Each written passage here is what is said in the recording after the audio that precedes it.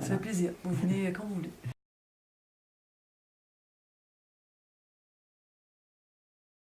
Remettre du sens, aider en tout cas la personne à remettre du sens et que la personne puisse avoir des projets, parce que sans projet, pour qu'on prenne un traitement, pour qu'on continuerait de vivre. Garder espoir, qu'une vie puisse se restabiliser et avec le temps, il y a l'effet, moi je dirais glacier, qu'il y a des accalmies. Véronique, Bonjour, tout d'abord, je vous ai proposé de faire cette vidéo et vous avez accepté sans réfléchir plus que ça. Donc, ça nous fait plaisir que nous soyons ensemble. Voilà, je vais préciser un petit peu le cadre de cet entretien. Alors, je m'appelle Marie-Kie Sénéchal.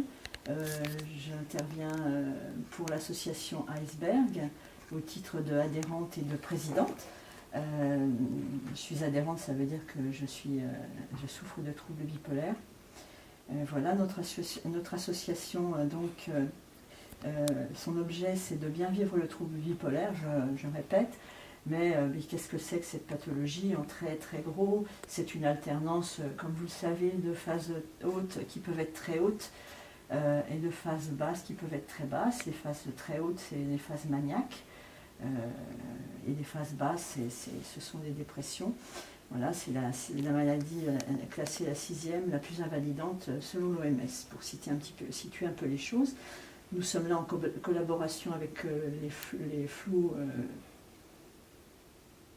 furieux. Les Flous Furieux, voilà, qui est un collectif de cinéastes. Nous sommes là dans le cadre de la semaine d'information sur la santé mentale. Je vais vous demander de vous présenter, Véronique. Oui, alors moi je m'appelle Véronique Dorion, je suis infirmière au Vinatier et je suis à mi-temps sur l'unité de psychoéducation et de psychothérapie, l'UPP, sur le pôle Est, et aussi à mi-temps sur un CMP, un centre médico-psychologique. Donc dans le cadre de mon travail, eh bien, sur le CMP, c'est entre autres de faire des injections, mais pas que, donc on a aussi des suivis avec les patients, surtout en termes de soutien, d'accompagnement. On fait aussi de la psychoéducation, on va en parler peut-être plus tard. Et au niveau de l'UPP, je suis co-animatrice du programme pour les familles, pro-famille, pour les familles dont le proche est bipolaire. Et aussi, je participe comme animatrice pour le programme BREF, qu'on parlera aussi peut-être, qui est destiné aussi à l'entourage. D'accord. Alors, on parle beaucoup d'éducation thérapeutique du patient, ou ETP. Est-ce que vous pouvez m'expliquer ce que c'est? Alors l'ETP, vous l'avez parlé de psychoéducation, en fait c'est de la psychoéducation, on va dire formalisée, selon les recommandations de la Haute Autorité de Santé. La question ce serait aussi savoir, c'est quoi la psychoéducation en fait? La psychoéducation, ça se fait sous forme de programme et l'objectif principal, c'est améliorer la qualité de vie des gens. Qu'ils arrivent à mieux gérer leur quotidien et puis prévenir les rechutes. D'accord. Quels grands domaines y sont abordés? Alors, dans la psychoéducation, en général, on aborde la maladie, les traitements. Après, dans d'autres domaines, ça va dépendre du programme. Il y a des programmes qui vont plus axer sur le traitement. Par exemple, on a en service d'entrée sur le pôle Est observance thérapeutique. Donc, c'est beaucoup sur les traitements, mais pas que. Après un programme par exemple pro-famille, eh bien, on va parler de la maladie, traitement, mais aussi ce qui est la gestion des émotions, des pensées, les comportements. Donc on voit que c'est différents domaines qui sont explorés, qui peuvent varier d'un programme à l'autre. D'accord. Si j'ai bien compris, il y a des éducations thérapeutiques du patient pour les patients et aussi pour les familles, c'est ça?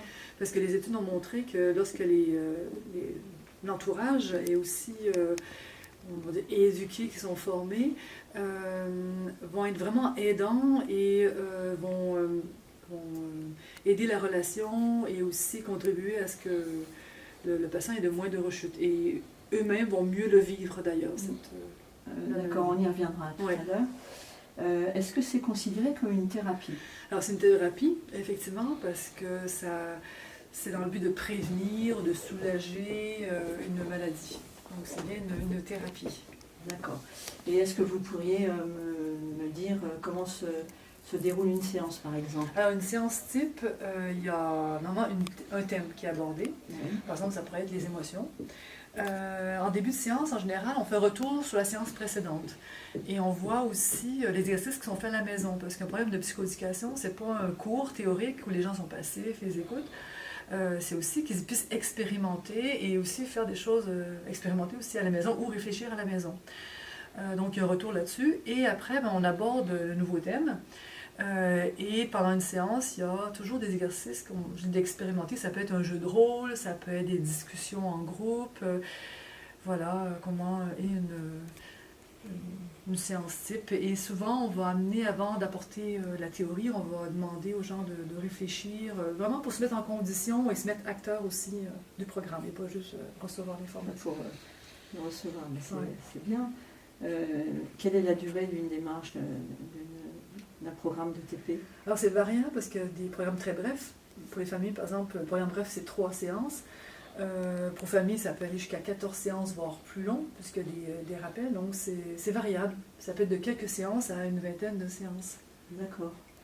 Je vous ai entendu parler de bref, c'est le nom d'un programme, c'est ça? Oui, D'accord. qui veut rien dire que bref. C'est bref. Et donc c'est... On parle aussi de empowerment. Hmm. J'ai entendu ce mot-là qui revenait plusieurs fois ces derniers temps. Quelle est sa signification? Empowerment, normalement, on redonne le pouvoir à quelqu'un de pouvoir faire quelque chose. Et dans le domaine de la santé, il y a l'Organisation mondiale de la santé qui en parle, de réduire cette espèce de rapport de force qu'on peut voir dans le domaine médical. Bon, il y aurait le médecin, les soignants, infirmiers qui savent tout. Et c'est vraiment de repositionner la personne comme un grand acteur. Et je peux le formuler autrement, c'est rendre la personne responsable de ses soins. Pour ça, l'empowerment, c'est possible seulement si la personne malade ou encore les familles sont au courant de ce qui se passe, on leur donne les informations nécessaires. Donc si on n'informe pas patient que tel groupe existe de psychoéducation, eh bien ça va être difficile pour lui d'être dans l'empowerment. D'accord. Donc du coup, les psychiatres sont dans ce mouvement-là et sont dans l'idée que le malade est... à son mot à dire. Retrouve à son mot à dire. Oui, voilà, oui de plus en plus. Effectivement, les mentalités changent. On constate de plus en plus la place que le patient a le mot à dire, puis on doit l'écouter.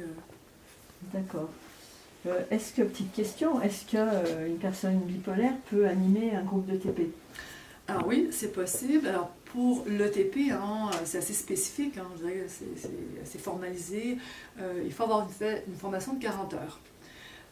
Sinon, si c'est un groupe de psychoéducation qui n'a pas l'étiquette ETP, pas besoin d'une formation de 40 heures pour pouvoir l'animer. Tout à fait, c'est possible. Ok. Et quelles sont les attentes principales des proches dans ces programmes? Parce que j'imagine qu'il y a des répercussions. Oui, c'est vrai que souvent, alors évidemment ça va être mieux comprendre la maladie, ça revient souvent, mais ça va souvent aussi pouvoir mieux communiquer. Améliorer la relation. C'est vraiment pour les proches ce qui vient en première ligne pour ce type de... C'est quoi leurs attentes principales? D'accord. Et qu'est-ce que vous notez comme changement en termes d'amélioration, effectivement, en allant un petit peu plus loin? Alors, à distance, parce que par exemple pour famille, on revoit les gens jusqu'à 2 ans de la fin du programme. Oui. Ce que les gens ne se doutent pas en le faisant, c'est la prise de distance. Quand ils font le programme, en général, ils vont espérer avoir une baguette magique, une clé, quelque chose de facile, mais ils ne se doutent pas que finalement, ça sera un travail beaucoup plus en profondeur. Et quand je dis une prise de distance, ça va se manifester parce qu'ils vont être moins sur le dos de la personne malade et aussi ils vont mieux le vivre, ils vont trouver une juste place, on va dire. Et du coup, ça les apaise et ça apaise la relation. D'accord. Mais c'est quelque chose qui, eux, ne se rendent pas compte. Nous, on le sait. Pendant qu'ils font le programme, ils s'en aperçoivent pas, mais à distance, beaucoup vont nous rapporter de mieux vivre, avoir une meilleure distance. Ok. Donc ça, vous parlez du programme Pro-Famille, je pense. Oui, par rapport aux proches. Vous pouvez nous en parler un petit peu? Alors, le programme Pro-Famille, c'est un programme qui est bien étendu au niveau francophone. On le trouve en Afrique du Nord, on le trouve en Belgique, Luxembourg, en Suisse, en France. Ça comporte 2 modules. Donc, un premier module avec 14 séances de 4 heures, ce qui peut paraître énorme, mais finalement, c'est vite fait. Et après ce premier module, qui se fait à peu près une fois toutes les 2 semaines, il y a un deuxième module, on va dire, de retour. On revoit les gens 3 mois après la fin du premier module, on les revoit 6 mois après la fin, 1 an, 2 ans. Et on revoit des concepts et on apporte aussi d'autres interventions selon ce que les participants veulent. Et c'est basé pour famille sur la TCC, thérapie cognitivo-comportementale, qui a vraiment fait ses preuves, tant pour les patients que pour les familles, pour permettre aux gens d'adopter des comportements nouveaux, plus adaptés, pour mieux gérer les émotions, les pensées. Donc c'est un peu ce que vivent les familles, c'est aussi ce qu'un peu vivent les patients finalement. Le contenu est adapté aux familles, mais c'est la base, elle est commune. Ça ressemble à ce que les patients ont comme programme aussi. Et du coup, je vais vous poser la même question pour les proches. Quel changement notable vous relevez pour les patients qui suivent ce programme aussi? Oui, tout à fait, parce qu'on a sur Paul Est aussi un programme pour les personnes qui souffrent de bipolarité. Ça va être une meilleure hygiène de vie. Alors, évidemment, toujours la meilleure connaissance de la maladie, ce qui est essentiel. Si on ne comprend pas sa maladie, ça va être dur d'adopter de nouveaux comportements. Ça va être un meilleur repérage des symptômes et aussi au niveau des stratégies plus adaptées. Et aussi prévenir, je dirais, des rechutes plus importantes. C'est-à-dire que quand c'est pris en amont, on peut même éviter l'hospitalisation ou réduire le temps d'hospitalisation. Donc il y a vraiment un plus dans la qualité de vie, dans la gestion de la maladie.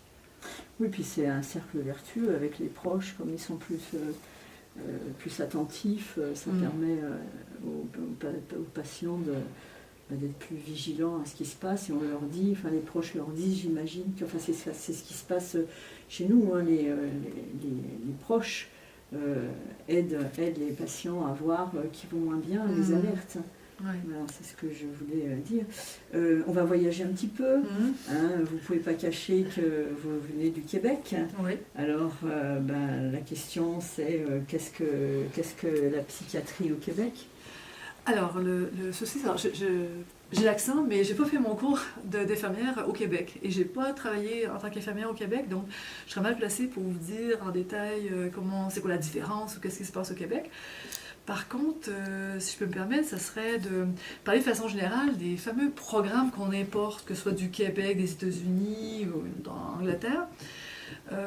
Ce que moi j'ai pu constater, c'est ce qu'on oublie souvent, c'est la part culturelle, c'est-à-dire quand on importe des concepts, des programmes, on oublie que c'est lié aussi avec une culture et que ça a besoin d'ajustement et certains concepts peuvent prendre plus de temps à frayer leur chemin. Je pense par exemple en France, moi ce qui m'a frappé, j'ai vécu aussi en Allemagne plusieurs années, c'était moins frappant qu'en France, c'est très hiérarchisé, et on le retrouve aussi au niveau des soins. Donc, si on importe des concepts comme père aidant, employment, et on est très hiérarchisé, c'est très difficile concrètement, comme on fait concrètement. On a un collègue sur l'unité, Dr Asbart, qui est parti un an au Québec, qui a travaillé pour le coup en psychiatrie, et qui me rapportait, qui a bien vu l'horizontalité. C'est-à-dire qu'on travaille en collaboration et on reconnaît l'expertise de chacun. Le patient a son expertise, mais nous, soignants, aussi, on a de l'expertise. Les proches aussi ont leur expertise. Donc, c'est travailler en collaboration. Mais ça, c'est plus facile à dire qu'à faire. Mais voilà, il y a quand même un changement, on le sent. Il y a une notion d'expertise quand même que moi j'entends. Le patient expert, l'expertise des proches, ça commence un petit peu à rentrer dans les mentalités. C'est tout ça permis. Et puis c'est de voir que c'est incontournable, parce que si on veut qu'une prise en charge ait du succès, c'est incontournable. C'est-à-dire que si on ne considère pas le patient, ou les proches aussi, la famille aide beaucoup, si on ne les considère pas comme experts, ça va moins bien, on avance moins bien. Alors que c'est vraiment du plus. Mais ça, c'est... Voilà. Mais bon, ça prend son essor et de plus en plus, ça s'installe dans la société française, plus horizontale. C'est bien. Oui, c'est très bien. La semaine d'information de la santé mentale, cette année, a le thème de l'ère numérique. Qu'est-ce que vous pouvez nous dire à ce sujet? Est-ce que ça vous parle, l'ère numérique dans la santé mentale? Alors moi, ça me parle, je le vois, je le considère plus comme un outil complémentaire et pas une fin en soi. Parce qu'en psychiatrie, c'est quand même, on travaille beaucoup dans la relation et la personne, elle travaille pas seule dans un coin. On évolue tous et chacun, malade ou pas malade, étant en lien les uns avec les autres. Les êtres humains ont des aides de relation. Donc, le numérique, pour moi, c'est un outil complémentaire. Et puis, on le voit bien, nous, dans la salle d'attente, tout le monde est sur son portable, sur Internet. Il y a plein de nouvelles générations aussi. Donc, c'est incontournable aussi qu'on se sert de cet outil à ne pas oublier, en tout cas, la relation humaine. Ah. Oui, c'est primordial. Et à quels outils pensez-vous? Alors, il y a différents outils, hein. Il y a les applications, il y en a qui sont basiques, hein, que ce soit pour je pense au mieux-être, la respiration, cohérence cardiaque. Il y a aussi des applications, le diagramme de l'humeur, tout simple qu'on peut appliquer. La cohérence cardiaque, je ne comprends pas. Numérique? Alors, c'est pas ce qu'on entend par numérique. Moi, je parle application. D'accord. Alors, vous qu'est-ce que vous entendez? Ah bah oui, moi je pensais essentiellement aux appareils, aux montres qui sont connectées. Ah oui, d'accord. Mais bon, voilà. Sachant qu'il y a de la cohérence cardiaque, il y a des programmes où on peut être connecté, enregistré, il y a des capteurs, donc avec des diagrammes. Donc, il y a aussi ça. Après, alors vous parlez de capteurs. Je sais que la nouvelle technologie, on avait expérimenté lors d'un congrès en psychiatrie, ces fameux casques, réalité virtuelle par exemple, qui permet aux personnes qui ne sont pas délirantes de comprendre le monde, ce que ça peut être, de percevoir des choses, d'entendre des choses qui n'existent pas. Je trouve ça assez intéressant de pouvoir vraiment se rentrer dans l'univers qui est difficilement accessible de compréhension. Après, voilà, moi c'est vrai que le numérique ne fait pas trop apparition côté capteur, mais plus dans des programmes ou des applications. C'est plus ça que moi j'ai en tête, ce que certains de mes collègues développent, des programmes. Je pense au casque, on devrait donner ça aux décisionnaires concernant les subventions pour la santé mentale. Oui, ça pourrait peut-être... comprendrait peut-être mieux la pathologie. Bon, c'est une petite aparté. Qu'est-ce que vous pensez que se profile comme évolution numérique, des choses qu'on peut imaginer, que vous pouvez imaginer dans l'avenir? Alors, je pense que le casque, on ne travaille pas dessus encore, mais ça, je pense que je pensais intéressant pour les personnes qui ne sont pas symptomatiques de comprendre, mais je pense aussi pour les personnes symptomatiques, ça peut les aider aussi à travailler.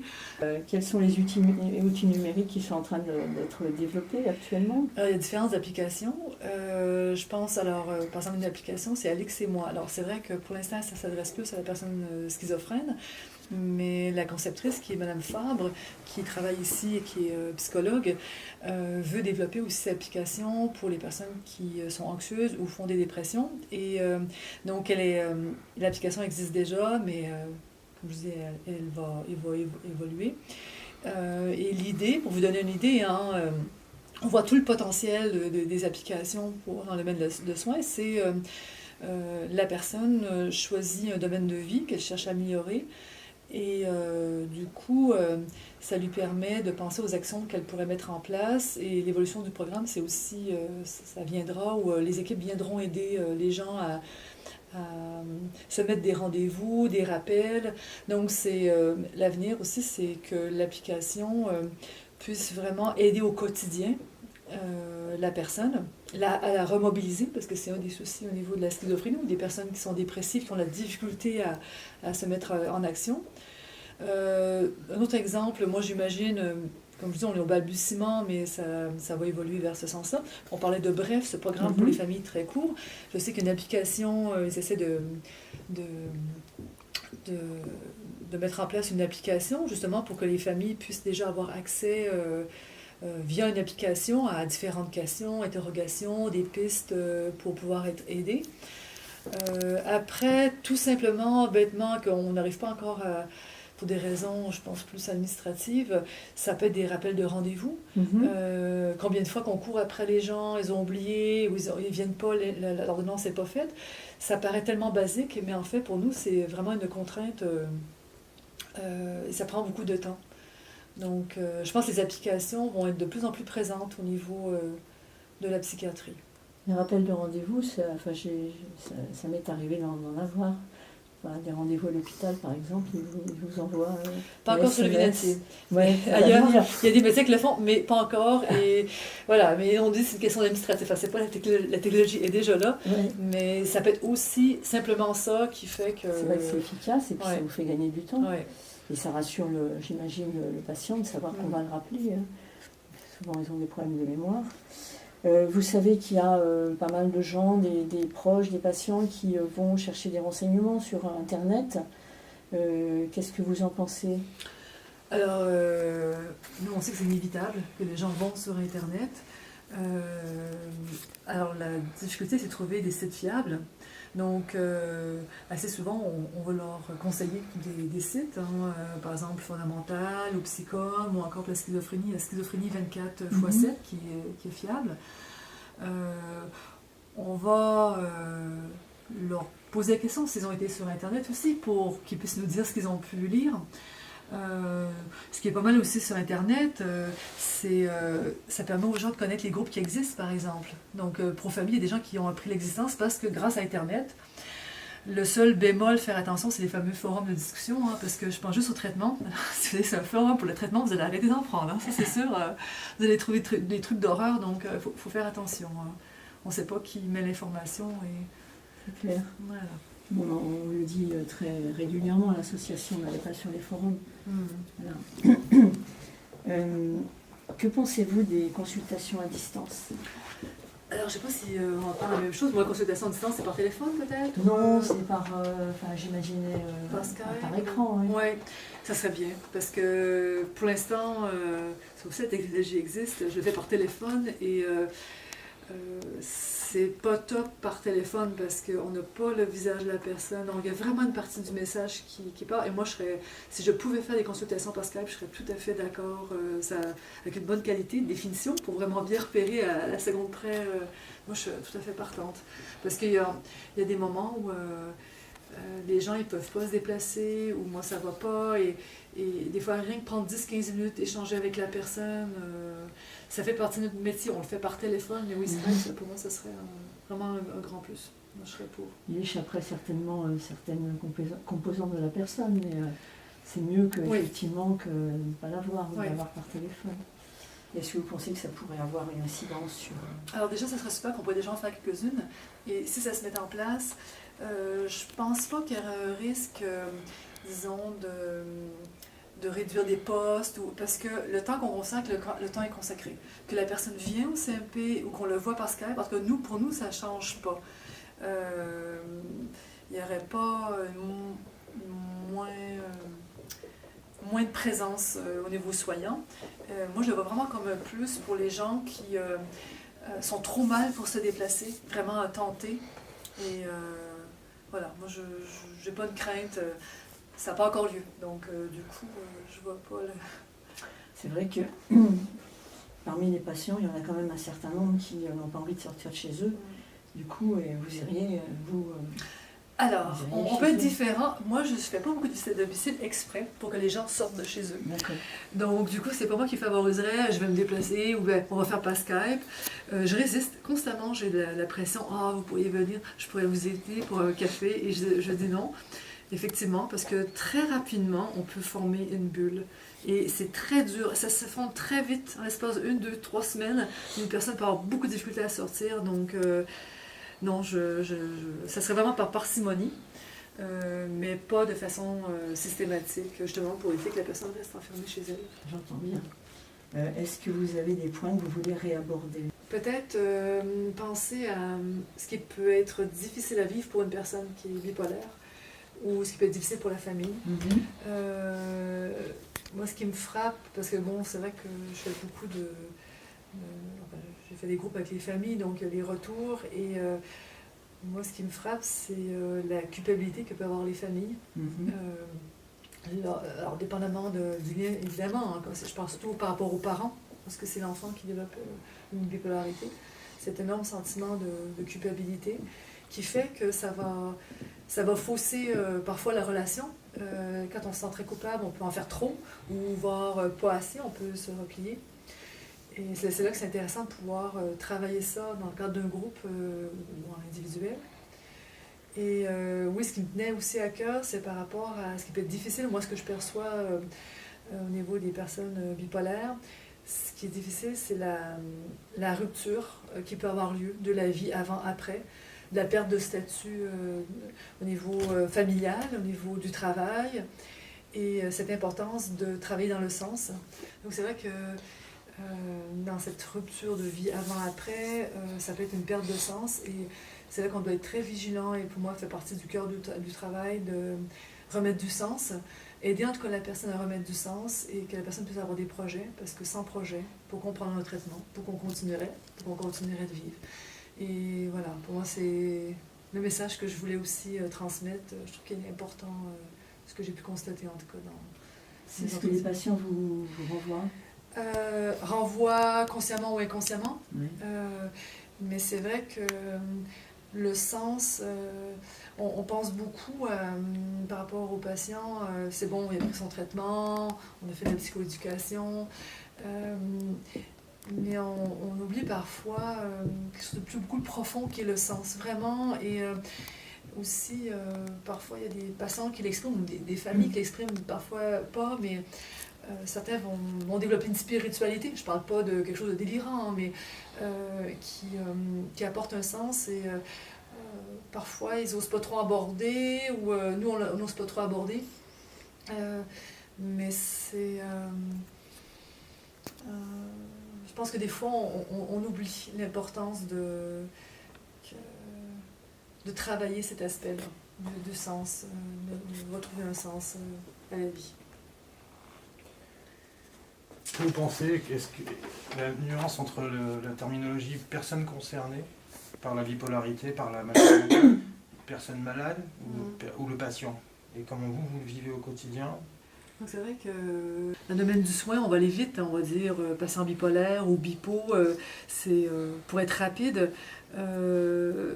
Entre nous, c'est bien, entre soignants, mais c'est vrai qu'en présence de famille ou de personnes malades, c'est bien disons, de prendre son temps et de choisir les mots. Je trouve que ça dénote qu'on sépare la personne, la maladie, c'est pas la personne est une maladie. Donc, on va plus faire attention, et c'est souvent aussi dans le groupe Pro-Famille que nous a, parce que nous on a des réflexes soignants, on va dire, mais vous pourriez peut-être dire personne atteinte de bipolarité. Effectivement, on a des entraînements, c'est pas évident parce que ça nous prend plus de temps que de dire bipo, on va des personnes atteintes de bipolarité, mais ou personnes qui souffrent de bipolarité, mais du coup, de prendre ce temps, c'est aussi de bien séparer. Voilà, donc il y a aussi ça qui change, je trouve. On fait attention, et c'est important de faire attention. Et le terme de personne concernée, qu'est-ce que ça vous inspire? On l'utilise moins. Enfin, moi, je l'utilise pas trop. On les personnes concernées par la bipolarité. On dit personnes concernées. Oui, c'est intéressant. Je le prendrai, je la garderai, je l'utiliserai. C'est pas quelque chose que c'est pas une expression que j'utilisais, mais j'aime bien. Concerné, ça fait moins atteinte. Ça fait plus... effectivement, je retiendrai. C'est vrai que j'aurais appris quelque chose aujourd'hui. Peut-être pour terminer, je voulais vous parler d'un aspect de la bipolarité, c'est la perception qu'on en a. Dernièrement, il y a eu un incendie causé par une femme dont on dit qu'elle est bipolaire. Donc évidemment, dans l'inconscient collectif, c'est une maladie mentale qui a fait que, une malade mentale qui a fait qu'il y a eu des morts. Bon. On ne sait pas si elle est bipolaire, on sait de toute façon que les bipolaires ne sont pas particulièrement dangereux. Voilà, moi j'entends parler de cette pathologie avec soit des avis qui sont tout le monde est bipolaire, hein, voilà, on est tous bipolaires, ou alors soit c'est une maladie où il y a des dangereux. Voilà, donc vous, qu'est-ce que vous entendez? Est-ce qu'il y a des changements dans la perception que vous avez de la maladie chez les personnes? C'est vrai qu'en général, la maladie bipolaire, on va dire, elle va être mieux perçue, voilà, comme vous dites, ça passe mieux. Que dire schizophrénie, mais effectivement, comment les journalistes ont fait le reportage par rapport à ce qui s'est passé à Paris avec une dizaine de morts, là pour le coup c'était plus l'image bipolaire dangereux. Et s'en est suivi un reportage, plusieurs reportages sur la psychiatrie, sur la fermeture de lits. Et il y a eu cette. Il n'y a pas de nuance. Ils mettent en avant-plan, enfin en première ligne, le fait que visiblement, elle est bipolaire. Elle est concernée par la bipolarité. Mais dans d'autres reportages, venaient nuancer pour dire qu'elle a des gros problèmes de drogue, l'addiction et certainement aussi de personnalité. Sauf qu'avec cet amalgame, ce brassage de l'actualité, ce qu'on retient, c'est bipolaire dangereux. Et mauvais suivi. Donc, ça porte atteinte non seulement aux personnes qui peuvent être concernées par la bipolarité, mais également au niveau des soignants. Ça dessert tant les personnes malades qu'au niveau des soins. Et c'est vraiment regrettable. Et nous, on le voit de temps à autre, quand il arrive quand il y a des morts, des gens poignardés, tout ça, on voit comment les médias s'en emparent pour monter leur code d'écoute. Après, il va y avoir toutes sortes de reportages qui vont être liés à ça. Et c'est malheureux et ça dessert, ça rend service à personne. Bien, bah écoutez, à moins que vous ayez encore... Bon, peut-être terminer sur une note positive. Oui, parce que là, bien terminer sûr. par un incendie avec des morts, c'est un peu lourd. C'est vrai. Mais c'est vrai que, alors je dirais, c'est de garder espoir.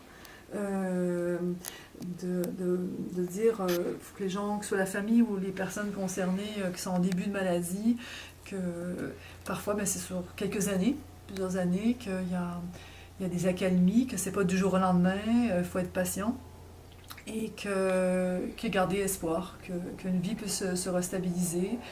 Et avec le temps, il y a l'effet, moi je dirais, glacier, qu'il y a des accalmies et être persévérant. Et pour terminer, être doux et bienveillant avec soi. Écoutez, merci. C'est vrai que les gens qui tournent ici, les adhérents de l'association sont des personnes qui sont en établissement. Voilà, il faut aussi le dire. Je n'ai peut-être pas pensé à le dire assez. Oui. Voilà. Mais merci beaucoup Véronique de nous avoir donné votre point de vue avec autant de naturel et votre bel accent. Ça fait plaisir. Vous venez quand vous voulez. Et j'ai des collègues qui sont très numériques, je parlais de collègues.